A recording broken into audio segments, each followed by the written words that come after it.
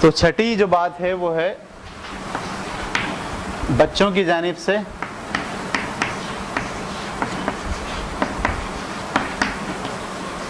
پیدا کردہ گلٹ.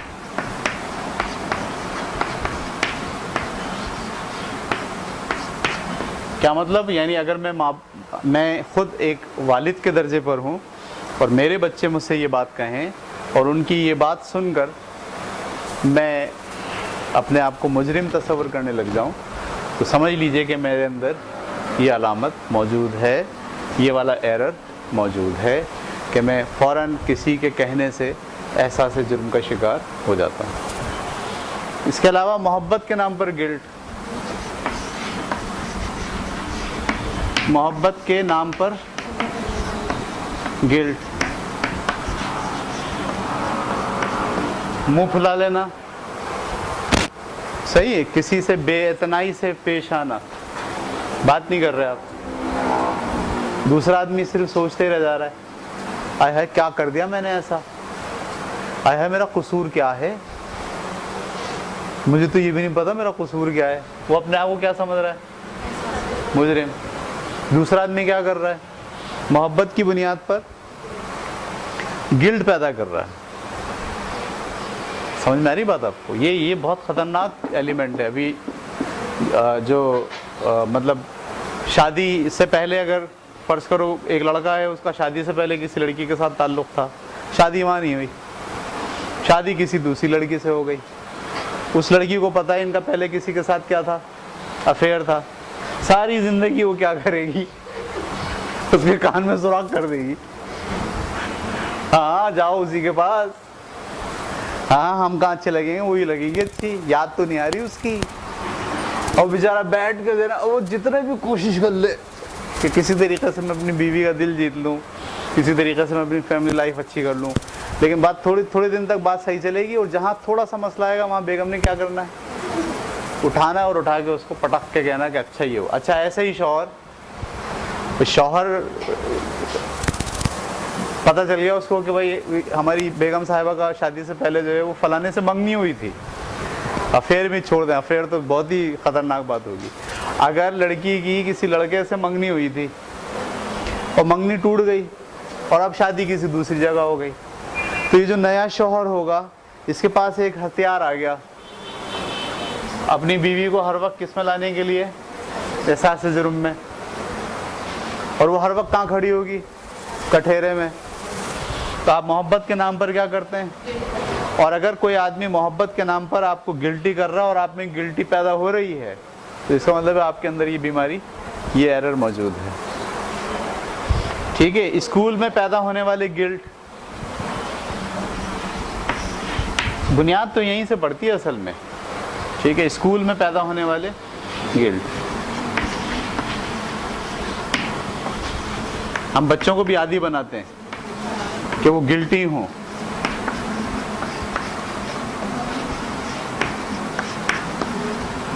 جیسے ہم کہتے ہیں نا بچوں کو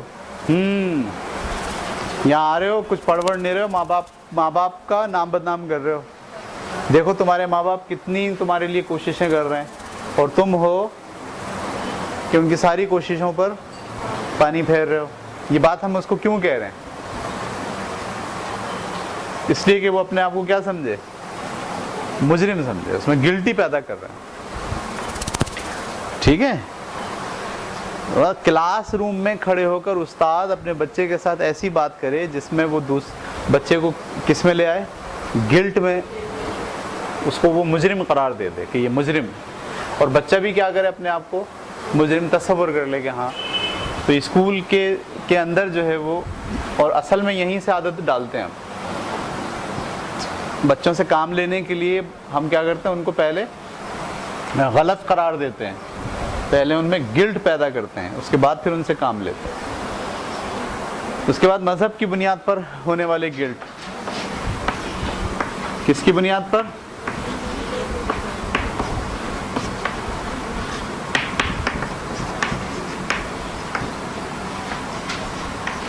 کیا معنی ہوئے؟ بھائی خدا سے نہیں ڈرتے؟ ہم بیٹھے ہوئے تھے کام کر رہے تھے، کسی نے آگے بولا بھائی خدا سے نہیں ڈر، خدا سے ڈرو، یہ کیا کر رہے ہو؟ اور اب ہم اس کام اس آدمی کے کہنے کی وجہ سے مذہب کی بنیاد پر مجرم بن کے کھڑے ہو گئے، احساس جرم میں چلے گئے، جنت دوزخ کے معاملات آ گئے بیچ میں کہ ایسا کرو گے تو کہاں جاؤ گے؟ دوزخ میں، اور ایسا کرو گے تو کہاں جاؤ گے؟ یہ ہمارا فیصلہ نہیں ہے، کوئی ہمیں بتا رہا ہے، اور کس کی بنیاد پر بتا رہا ہے؟ اور جیسے ہی وہ بتا رہا ہے ہم فوراً کس میں آ جا رہے ہیں؟ اس کے سامنے مجرم بن کر کھڑے ہو جا رہے ہیں۔ تو کسی دوسرے کے سامنے مجرم بن کر کھڑا ہونا، اور وہ بھی کس بنیاد پر؟ مذہب کی بنیاد پر، اگر ہم کھڑے ہو جاتے ہیں ایسا، تو اس کا مطلب ہے ہمارے اندر یہ والی علامت موجود ہے۔ یہ بات آپ کی سمجھ میں آ گئی؟ اسے ہم کہتے ہیں لیفٹ اوور گلٹ، ٹھیک ہے؟ تو لیفٹ اوور گلٹ کی یہ ساری علامات میں نے آپ کے سامنے ڈسکس کی۔ ابھی ایک دوسری قسم کا گلٹ ہوتا ہے جسے ہم کہتے ہیں سیلف امپوزڈ گلٹ، ٹھیک ہے؟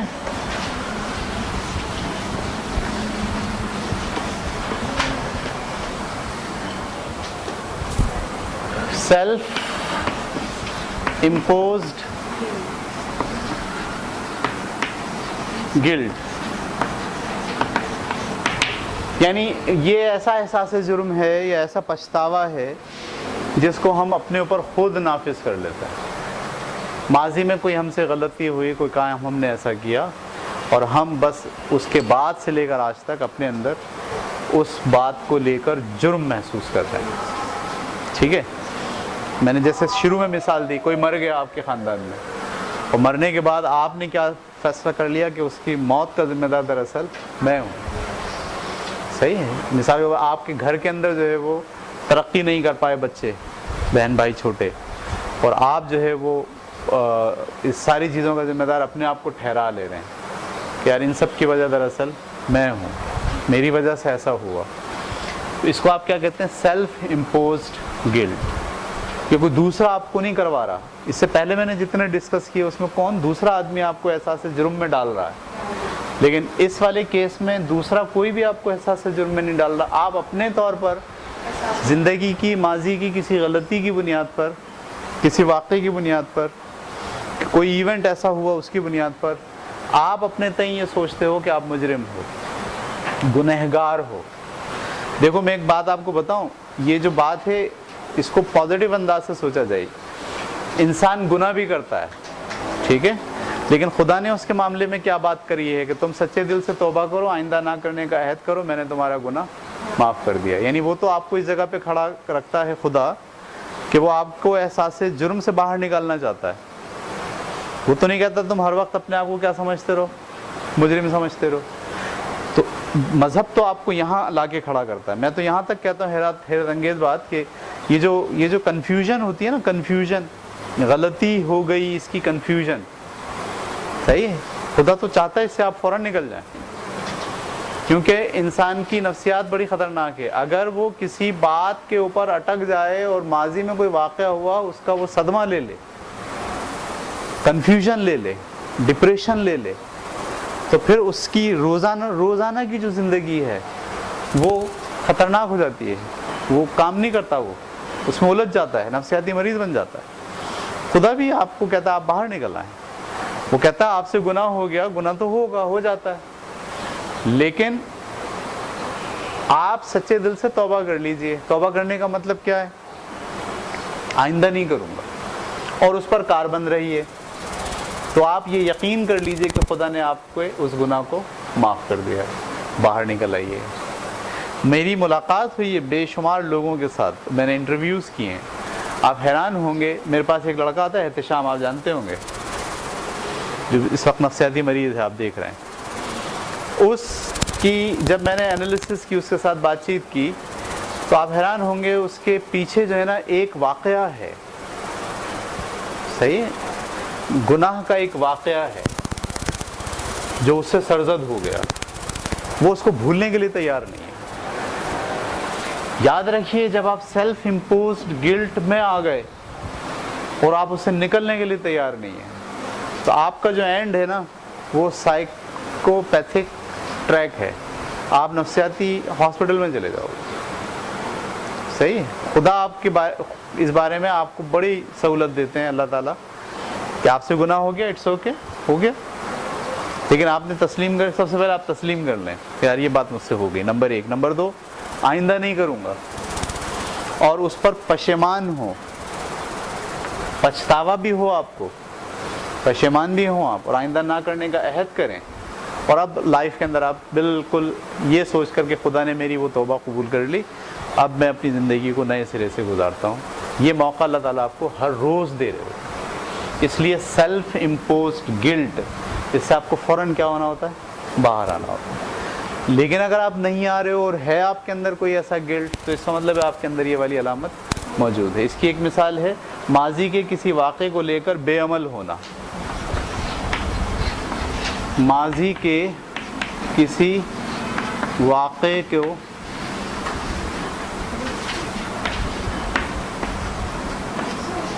لے کر بے عمل ہونا، ٹھیک ہے۔ اس کی دوسری مثال ہے، دوسری مثال امپورٹنٹ یہ ہے کہ ہمارے ہاں ایک عجیب و غریب قسم کا جو ہے وہ کلچر آ گیا ہے۔ اگر آپ خوش ہو یا زندگی کے کسی معاملے اور مرحلے کو آپ انجوائے کر رہے ہو، تو انجوائے کرنا بھی آپ اپنے طور پر گلٹ سمجھ رہے ہو۔ آپ کر رہے ہو انجوائے لائف کے کسی معاملے کو، لیکن اندر آپ کے کیا چل رہا ہے؟ احساس جرم۔ مثال کے طور پر میں چلا گیا فلم دیکھنے، کہاں چلا گیا؟ مجھے بڑا مزہ آیا فلم دیکھنے میں، لیکن فلم تو میں نے دیکھ لی، لیکن گھر میں نہیں بتایا کسی کو کہ میں نے فلم دیکھی۔ کیوں؟ اس فلم کی انجوائمنٹ کو میں اپنے لیے کیا سمجھ رہا ہوں؟ احساس جرم سمجھ رہا ہوں۔ بھائی انجوائے کرنا کیا جرم ہے؟ یہ ایک بہت بڑا سوال ہے ہمارا۔ ہم نے انجوائمنٹ کو کیا سمجھ لیا ہے؟ اپنے طور پر کیا سمجھ لیا ہے؟ جرم سمجھ لیا۔ مجھے اچھی طریقے سے یاد ہے کہ میں گیا وہاں پر بیگم کو لے کے اپنی یونیفارم کے سلسلے میں۔ ہم نے وہاں سے یونیفارم وغیرہ دیکھا، راستے میں میں نے کہا چلو آؤ فلم دیکھتے ہیں، اور میں اس کو لے گیا سینما میں فلم دکھانے کے لیے۔ آپ یقین جانیے کافی دیر تک میری بیگم کو یہ عجیب سی کیفیت ہوتی رہی کہ بچے کیا بولیں گے، آئے ہے ہم تو یہاں مزے کر رہے ہیں۔ یہ کیا ہے؟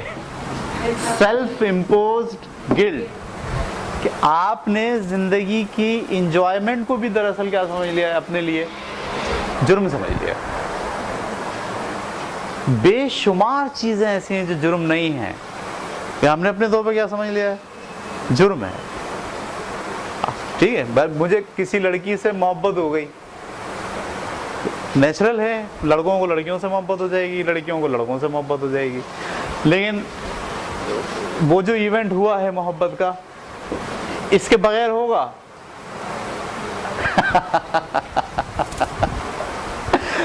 یہ میں کہنا چاہ رہا ہوں، یعنی جب آپ سیلف امپوزڈ، یعنی کچھ چیزیں ہیں جو لائف کی انجوائمنٹ ہیں اور جو گناہ کے زمرے میں بھی نہیں آتی۔ ایک تو ہے نا کہ خدا نے طے کر دیا کہ بھئی یہ گناہ ہے، وہ تو پھر آپ گناہ ہی سمجھیے، وہ تو جرم بھی ہے، لیکن اس کے لیے بھی اللہ تعالیٰ نے کہا اگر سرزد ہو جائے تو توبہ کیجئے۔ میں آپ کو یہ نہیں کہہ رہا سب گناہ کرنا شروع کر دیں، یہ نہیں سکھا رہا، میں سکھا رہا ہوں کہ بے شمار دنیا کی چیزیں ایسی ہیں جو جرم نہیں ہیں، لیکن وہ صرف کیا ہے؟ انجوائے ہے۔ میں یہاں لکھ دیتا ہوں اس کو، کسی بھی طرح کا انجوائے کرنا جرم ہے۔ کیا آپ لوگ سمجھتے ہیں یہ بات؟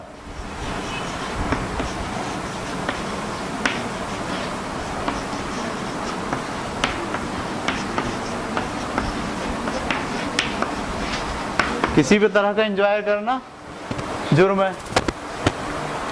اگر آپ یہ بات سمجھتے ہیں اور جب بھی آپ انجوائے کرتے ہیں دراصل آپ کے اندر احساس جرم جنم لے لیتا ہے، سیلف، کوئی بھی نہیں بول رہا آپ کو، بولا کسی نے نہیں، آپ کو کسی کو پتہ نہیں چلی ابھی یہ بات جو آپ نے کی ہے، لیکن آپ اپنے طور پر اسے کیا سمجھتے ہیں؟ سیلف امپوزڈ گلٹ سمجھتے ہیں۔